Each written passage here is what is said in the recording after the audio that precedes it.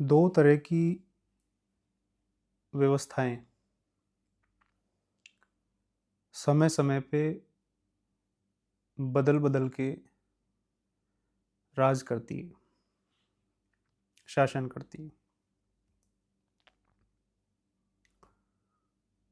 दोनों के अपने अपने कैरेक्टरिस्टिक्स हैं,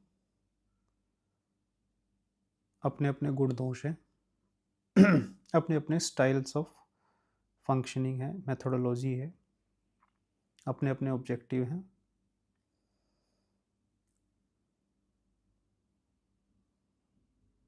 उसी के बारे में आज थोड़ी सी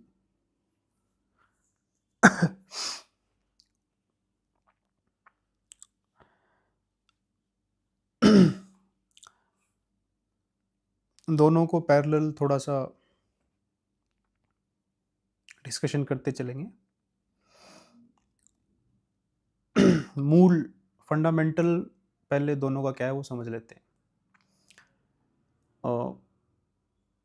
एक का फंडामेंटल होता है कि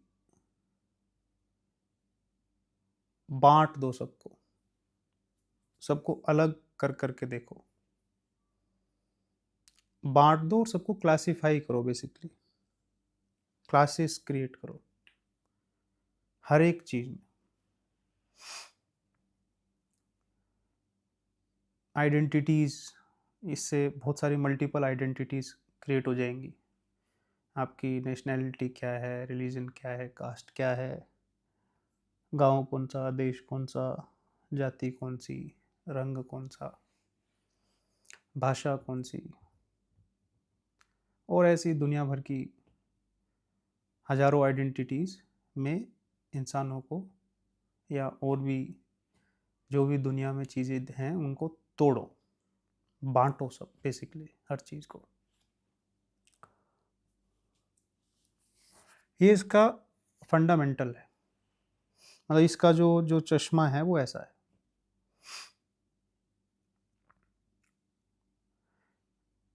इसके विपरीत दूसरी जो व्यवस्था है उसका फंडामेंटल है कि सबको जोड़ो, सभी के अंदर एक एकत्व को देखो। मतलब वो भी एक्सेप्ट करते हैं कि सभी अलग अलग हैं, लेकिन वो ये बोलते हैं कि ठीक है, सब जो अलग अलग दिख रहा है वो तो एक जस्ट एक नेचुरल क्लासिफिकेशन है। उसमें हम उसमें वो ढूंढेंगे जो एक सभी में कॉमन है, क्योंकि नेचुरल जो क्रिएट हुआ है वो तो हमने बनाया नहीं है, वो तो ऑटोमेटिक क्लासिफिकेशन तो होके ही रखा है नेचर में।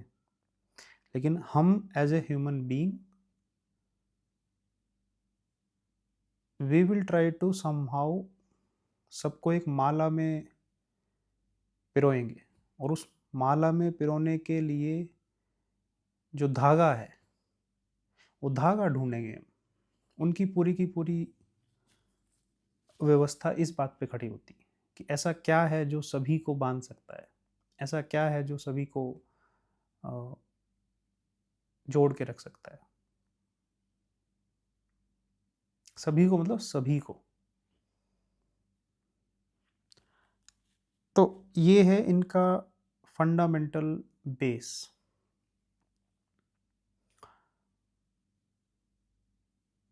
अब बेस से ही फिर इनके ऑब्जेक्टिव या विजन तय हो जाते हैं। तो इसका जब ये बांट रहा है तो कहीं ना कहीं इसका जो विजन है वो सीधा सीधा है राज करने का, मतलब वो कंट्रोल लेने का। क्योंकि बटे हुए ग्रुप्स को कंट्रोल करना बहुत इजी है। बटे हुए, एक इसको परिवार से समझ लेते हैं। अगर एक परिवार में तीन भाई हैं और तीनों आपस में, मतलब तीनों के अच्छे संबंध नहीं हैं, तो उसको, उस पूरी व्यवस्था को कंट्रोल करना बहुत आसान है, मतलब बहुत ही इजी है। बजाय इसके कि अगर वो तीनों मजबूत और अगर प्रेम से एक दूसरे के साथ रह रहे हैं तो उसको कंट्रोल करना बहुत मुश्किल है। तो वैसी सी बात है कि उनको बाँटना उनका एक तरीके का फर्स्ट स्टेप है। सेकंड और फाइनल स्टेप है, बाँट के उन पे राज करो, because it is comparatively very, very easy. एक फ़ेमस वो पॉलिसी तो है ही जो ब्रिटिश का कि डिवाइड एंड रूल। ब्रिटिश का नहीं है, ये बेसिकली फंडामेंटल फिलॉसफी है। और इनका दो जो दूसरे वाले हैं, इनका ऑब्जेक्टिव है कि जोड़ो, जोड़ो मतलब वही माला में पिरो दो और सभी को अपलिफ्ट करो, सभी को जो जो है एक साथ में लेके आओ, सभी को थोड़ा एक बेटर पोजीशन करो, ताकि वो ज़्यादा संतुष्टि से अपने जीवन को जी सके। उनका भाव ये है। तो विजन दोनों के बिल्कुल अलग अलग हैं। ये कंट्रोल चाहते हैं, ये सद्भाव चाहते हैं। सद्भाव मतलब सबका भला हो, ये ऐसा चाहते हैं। तो आपके फंडामेंटल्स डिसाइड हो गए, आपकी ऑब्जेक्टिव्स डिसाइड हो गई। अब आते हैं आपके पास तरीके क्या हैं। मतलब ये डिसाइड हो गया कि what why to do something, ये डिसाइड हो गया कि व्हाट टू डू। अब आते हैं कि हाउ टू डू। तो जब हाउ टू डू की बात होती है, तो जो ये वाले लोग हैं वो दो मेन हथियार को यूज करते हैं। एक है नफरत, हेट, और एक है फियर, डर। ये इस चीज को प्रोपगेट करते हैं। जैसे वो अगर कहावत के रूप में बोला जाए कि भाई किसी के कान में कुछ फुसफुसा देना, उसके प्रति किसी के प्रति नफरत पैदा कर देना, या किसी से डर पैदा कर देना, तो उससे वो बहुत जल्दी इंसान फिर वो व्यवस्था कंट्रोल में आ जाती है। तो इनका हथियार ही है नफरत एंड डर। और ये इनके पास हथियार है, ये इनका प्रमुख हथियार है। इनका हथियार है क्योंकि ये तो नफरत और डर से तो माला में पिरो नहीं पाएंगे ना, ऑब्जेक्टिव से ही तो हथियार तय होंगे। जब आपके पास what to do why to do है, उसी से तो हाउ टू डू निकलेगा। तो इनका हथियार है प्रेम और हिम्मत, ये इनके हथियार हैं।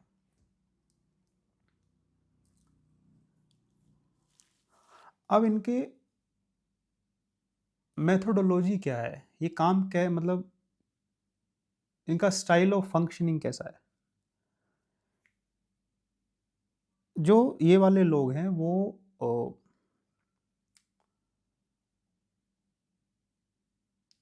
बहुत सिंपल फंडा है उनका। वो क्या करते हैं कि जब भी उनको वो कंट्रोल लेना होता है किसी भी व्यवस्था के ऊपर, तो वो चेरी पिकिंग करते हैं। अ, मतलब कि कुछ दोष या कुछ नेगेटिव बातें किसी के भी बारे में वो वहां से पिक करते हैं, किसी भी व्यवस्था की, और वो उसको हाईलाइट करते हैं और बस उसको बढ़ाते जाते हैं। ये इनका तरीका है। अ, जैसे हर हर व्यवस्था के कुछ प्रो एंड कॉन्स होते हैं, हर हर एक एक्ट के, हर एक डेवलपमेंट के, अ, किसी भी चीज़ के दोनों पहलू होते हैं, एक एक फ़ायदा और एक नुकसान। तो ये लोग नुकसान को टारगेट करते हैं और उसको इतना प्रोपेगेट करते हैं, इतना प्रोपेगेट करते हैं, इतना प्रोपेगेट करते हैं कि डर और नफ़रत का माहौल क्रिएट कर देते हैं। वही डर और नफ़रत के हथियारों से अ, इसकी गोली छोड़ते हैं, ये जो चेरी पिकिंग की, और उसको मल्टीप्लाई करते जाते हैं। इनका ये तरीका है। किसी भी एस्पेक्ट को पकड़ेंगे, उसके नेगेटिव एस्पेक्ट को पकड़ेंगे, और जब अपने बारे में बात करनी होगी या अपने किसी, तो उसमें वो सिर्फ अचीवमेंट को पकड़ेंगे, यानी कि दूसरे का नेगेटिविटी, अपना अचीवमेंट, और दोनों चीज़ों को एक कॉम्बो बना के और उसको मल्टीप्लाई करते रहो। अकाउंट मतलब अपनी जो नेगेटिविटी है उसकी अकाउंटेबिलिटी कभी नहीं लेनी है, उसके बारे में तो बात भी नहीं करनी है, सोचना भी नहीं है, और दूसरों के अंदर क्या क्या कमियां हैं उसको एक तरीके से एक टास्क समझ के, और ये इनका तरीका है। अब इनका तरीका ऑब्वियसली ये तो नहीं हो सकता, तो इनका तरीका है कि जस्ट इसका उल्टा कर दो, कि ये जब दूसरों के बारे में बात करते हैं तो उनकी अच्छाइयाँ देखते हैं, और जब खुद के बारे में बात करते हैं तो जो दिल खोजा आपना, मुझसे बुरा ना कोई, अपने अपनी कमियां ढूंढते हैं, सेल्फ रिफ्लेक्ट करते हैं, और दूसरे की अच्छाइयाँ गिनवाते हैं। तो इसी से ही फिर फर्दर, क्योंकि सारी चीज़ें ना जुड़ी हुई हैं, कहाँ आपका फंडामेंटल था, क्या आपने गोल्स तय किए, क्या आपके पास हथियार थे, अ, उन हथियारों से आपने किस तरीके की मेथोडोलॉजी यूज़ की, तो एक एक चीज़ फिर आउटपुट फिर वैसे ही आते जाते हैं, लूप है फिर ये। तो इनका आउटपुट क्या होगा, हमेशा इनका आउटपुट होगा एस्केपिज्म, क्योंकि जब आप खुद की नेगेटिविटी को छुपाते रहते हो, छुपाते रहते हो, छुपाते रहते हो, और दूसरे की नेगेटिविटी को हाईलाइट करते रहते हो, और ये आपका पैटर्न बन जाता है जब, तो ओवर द टाइम आपकी नेगेटिविटी भी कभी ना कभी बाहर तो आएगी, कितना ही छुपाओगे। तो जब भी कोई नेगेटिविटी आपकी बाहर आएगी तो एकदम से आप डाइवर्ट कर दोगे और एकदम से भाग जाओगे वहां से।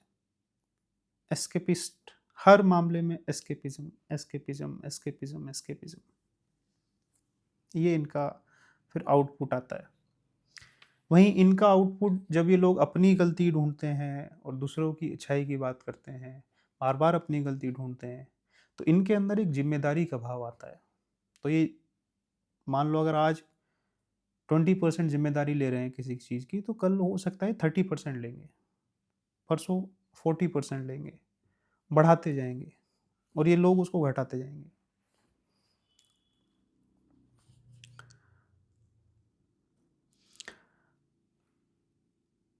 इनका जो प्रोसेस है वो बहुत हाइपर सुपर फास्ट है, और इनका बहुत स्लो है। जैसे कि, क्योंकि इनका प्रोसेस कंस्ट्रक्टिव है और इनका डिस्ट्रक्टिव है, तो किसी घर को जैसे बनाने में बहुत समय लगता है, धीरे धीरे धीरे धीरे हर चीज़ की एक प्रोसेस होती है, फिर कई बार उसमें रिविजन्स होते हैं, कुछ डेविएशंस होते हैं, वो रिफ्लेक्शंस, बहुत सारी चीज़ें, बहुत सारी प्रोसेस है, क्योरिंग होती है, फाउंडेशन बनता है, इसमें बहुत समय लगता है, बहुत स्लो प्रोसेस है, और अगर उसको तोड़ना हो तो बहुत कंपैरेटिवली बहुत कम टाइम लगेगा। Bulldoze, destruct.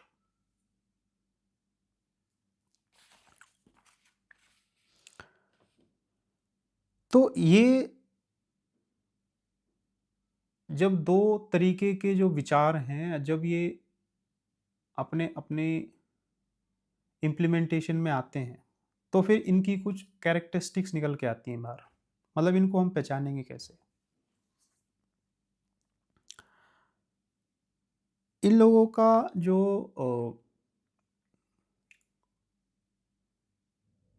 पूरा का पूरा ढांचा है वो चापलूस या फ्लैटरी इसी पे चलता है।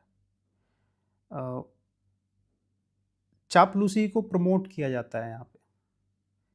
जो जितना बड़ा, क्योंकि अपनी अच्छाई सुननी है, नेगेटिविटी नहीं सुननी है, तो चापलूस से बढ़िया तो ये काम कोई कर नहीं सकता है कि आपकी अच्छाई ही गिनाएगा, आपकी जो नेगेटिविटी आपको बताएगा ही नहीं। तो धीरे धीरे इस व्यवस्था में क्या होता है, हर जगह चापलूस इकट्ठे हो जाते हैं, क्योंकि चापलूसी अगर नहीं करोगे तो इस व्यवस्था में आपको जगह नहीं मिलेगी। ये इस व्यवस्था की डिमांड है। ये कोई ऐसा नहीं है कि कोई जानबूझ के हो रहा है ऐसे, ये व्यवस्था का डिमांड ऐसा ही होता है। तो फिर ये लोग बहुत ज़्यादा कॉपी पेस्ट में विश्वास रखते हैं, अ, झूठ बहुत बोलते हैं, षड्यंत्र बहुत ज़्यादा करते हैं, और जो चीप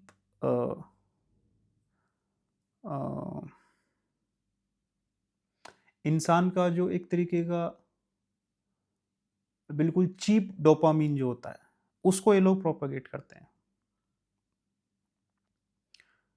तो पूरी की पूरी व्यवस्था है जिसमें और ये बार बार लूप चलेगा। आप जितना उसमें कॉपी पेस्ट करेंगे, जितना आप उसमें चापलूसी करेंगे, जितना आप उसमें झूठ बोलोगे, जितना आप उस चीज़ को मैनिपुलेशन ये सब करोगे, उतना आपको प्रमोट किया जाएगा इस व्यवस्था में। सिमिलरली इसकी जो व्यवस्था होती है वो चलती है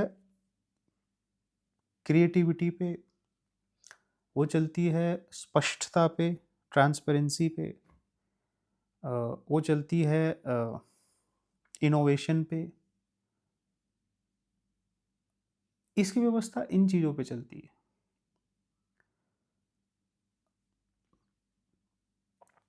ये लोग ज़्यादातर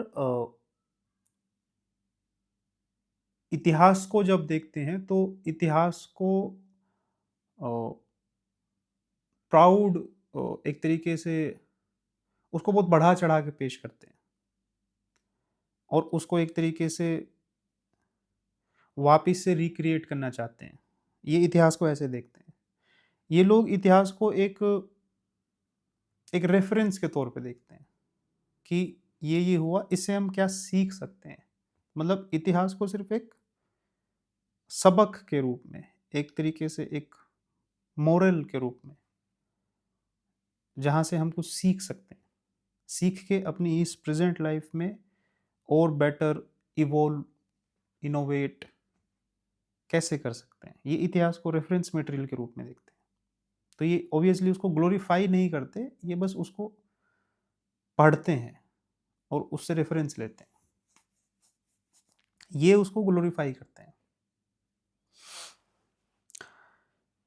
और अब जैसे कोई भी व्यवस्था होगी तो उसके उसके ऊपर कोई ना कोई तो किसी को तो बैठना पड़ेगा ना।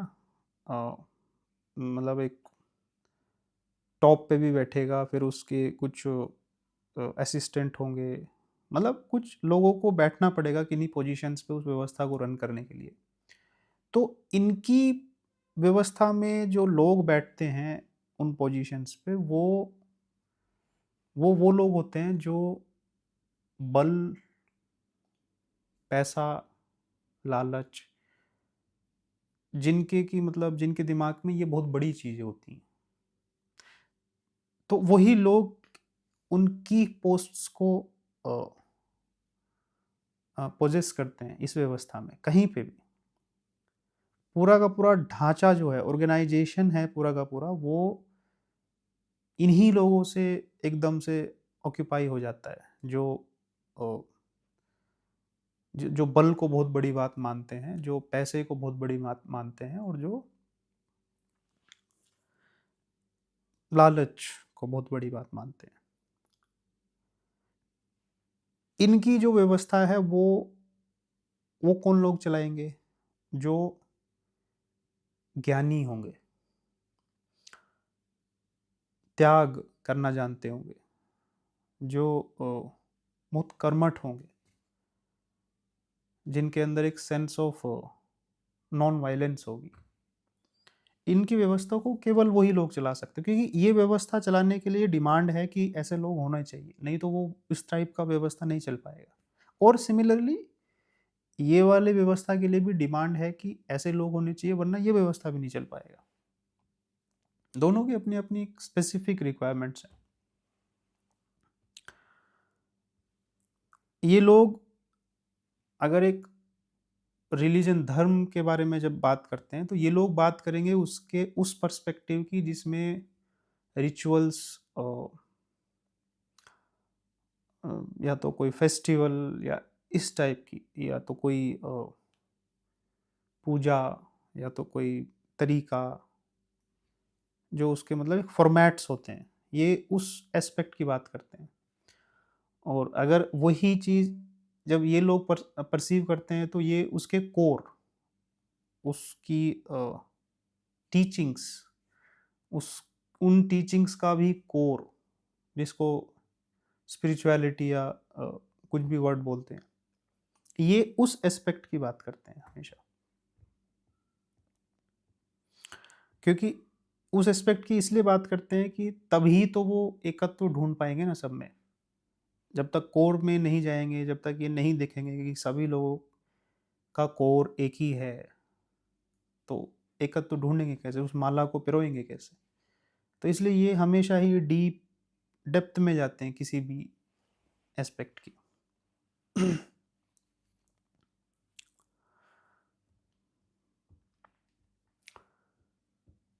तो ये दोनों व्यवस्थाएं समय समय पे चेंज होती रहती है, अपना अपना लेकिन ये जब भी होंगी तो ये ऐसे ही चलेंगी। इनमें इस टाइप के ही लोग होंगे, उनका ऑब्जेक्टिव यही होगा कि सबको बांट दो, कंट्रोल करो, फिर डरा दो सबको, सबके मन में नफरत भर दो, जो झूठ बोलता है उसको प्रमोट कर दो, इनकॉम्पिटेंसी को प्रमोट कर दो, एस्केपिस्ट बन जाओ, दूसरों की सिर्फ नेगेटिविटी दिखाओ, अपने आप को बहुत बढ़ा चढ़ा के दिखाओ, इतिहास की बातें करो हमेशा हमेशा हमेशा, हर चीज को कॉपी पेस्ट मार दो, बल को, पैसे को, लालच को, इन चीज़ों को प्रमोट करो, और चीप थ्रिल, चीप डोपामीन, इसको प्रमोट करो, क्योंकि बिजी रखो सबको किसी न किसी चीज़ में, बांट के रखो, डिवेट करते रहो कुछ भी, तो ही ये व्यवस्था चल पाती है, वरना ये व्यवस्था ढह जाएगी। अगर ये सब टैक्टिक्स नहीं यूज होंगी तो ये व्यवस्था ढह जाएगी। और वहीं पे ये वाली व्यवस्था सबसे पहली बात कि सभी को जोड़ो, सभी के अंदर एकत्व देखो, सभी को माला के जैसे पिरोने के लिए सबसे पहली बात किसी चीज़ की गहराई में जाओ, फिर वहाँ वो जो ज्ञान मिलेगा, उस ज्ञान से ऑटोमेटिकली जो वैराग्य आएगा, जो कर्मठता आएगी, जो जिम्मेदारी का एहसास होगा, उस सब का यूज़ करते हुए उस स्ट्रक्चर को धीरे धीरे धीरे धीरे जैसे घर बनाते हैं, ऐसे धीरे धीरे धीरे धीरे उसको, पूरी सिस्टम को क्रिएट करो। और कोर में ट्रांसपेरेंसी, ट्रूथ, फ्रीडम, इन चीज़ों को कोर में रखो, और सबका भला करो, सबके बारे में सबको उठाने की बात करो। तो दोनों अपने अपने मॉडल हैं, दो मॉडल हैं बेसिकली। और जब ये सब कुछ हो जाता है तो दोनों मॉडल का अपना एक लास्ट एक अंत, आउटपुट, या तो फाइनल वर्डिक्ट कैसे होता है, कि इस व्यवस्था का जो अंत होता है वो कहीं ना कहीं वो अपने ही मतलब जो इस व्यवस्था के जो अंदर ही जो इंसान होते हैं वही फिर उस सीढ़ी में आगे बढ़ने के लिए एक दूसरे को मार देते हैं, क्योंकि सभी के अंदर लालच भरा हुआ है, सभी के अंदर सभी लोग डरे हुए हैं, सभी लोग अ, अ, चापलूस हैं, सभी लोग कॉपी पेस्ट करना सीख गए हैं, सभी लोग वो फर्जी मतलब एक तरीके से खोखला माहौल बन गया है। तो उसमें फिर जो जिसके हाथ जो आता है फिर वो एक तरीके की अराजकता फैल जाती है। इसका जो अंतिम समय जो है इस व्यवस्था का, और उस अराजकता में फिर लोग एक दूसरे को मार मुर के ख़त्म कर देते हैं। इसका अंत हमेशा ही बहुत अच्छा नहीं होता, और इसका अंत हमेशा ही बहुत अराजकता से भरा हुआ और जलील किए जाते हैं और कोसे जाते हैं ऐसे लोग, और फिर एक तरीके की पूरी शेमिंग होती है इन लोगों की, क्योंकि बहुत कुछ अ, इसका यही परिणाम है। उस पूरी व्यवस्था के दौरान तो हो सकता है वो बहुत ज़्यादा अ, भोग या मज़े करें, बट अंतिम परिणाम यही होता है इसका।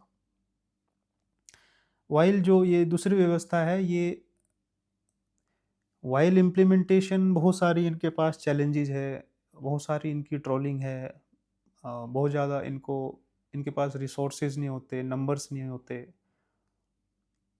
इनको हर एक मूव करने में बहुत ज़्यादा डाउट्स और हर्डल्स आते हैं। बावजूद उसके जो इसका अंतिम वर्डिक्ट है वो यही है कि ये लोग फिर यूनिवर्सिटीज़ में पढ़ाए जाते हैं, ये लोग फिर मंदिरों में पूजे जाते हैं, इन लोगों के ऊपर फिर मुहावरे बनाए जाते हैं।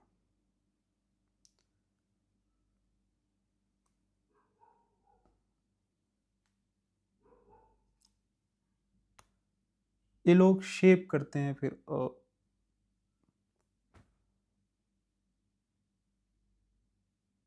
पूरी पीढ़ी को शेप करते हैं, पूरी बहुत सारी चीज़ों को शेप करते हैं।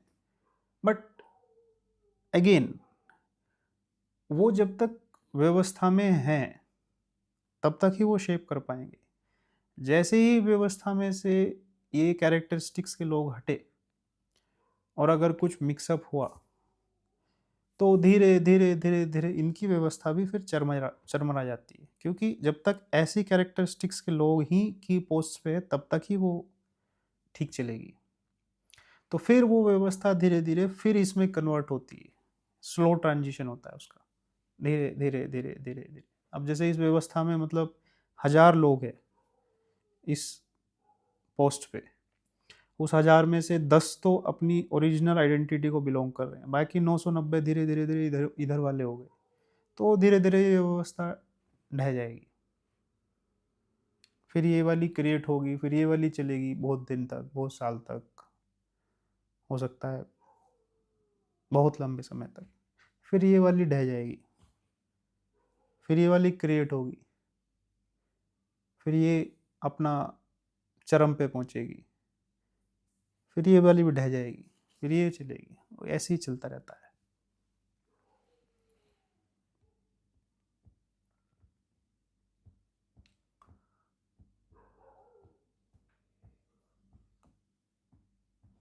एज एन इंडिविजुअल मैक्सिमम यही किया जा सकता है कि अपने आप को पहचाना जा सकता है कि अ, आप किस व्यवस्था से अलाइन करते हो बेसिकली, और आप अ, किस व्यवस्था के हिसाब से जीना चाहते हो, क्या चीज़ आपको बेहतर लगती है, क्या चीज़ अ, किस टीम में हो बेसिकली आप, इतना ही आप मैक्स टू मैक्स इतना ही आइडेंटिफिकेशन खुद का करके और देन आप उस टीम में जाके और अपनी अपनी व्यवस्था के हिसाब से जा सकते हो आगे, कोई समस्या नहीं है। सबके पास अपनी विल है, चॉइस है, फ्रीडम है किसी भी व्यवस्था को चुनने की, लेकिन सबके कैरेक्टरिस्टिक्स यही रहेंगे क्योंकि ये एक फॉर्मेट है, यही फॉर्मेट रिपीट होता है बार बार, कोई बहुत ज़्यादा फ्लक्चुएशंस इसमें होते नहीं हैं। फॉर्मेट यही रिपीट होगा। मैं किस टीम में हूँ बस मुझे ये देखना है, इतना ही मेरा काम है।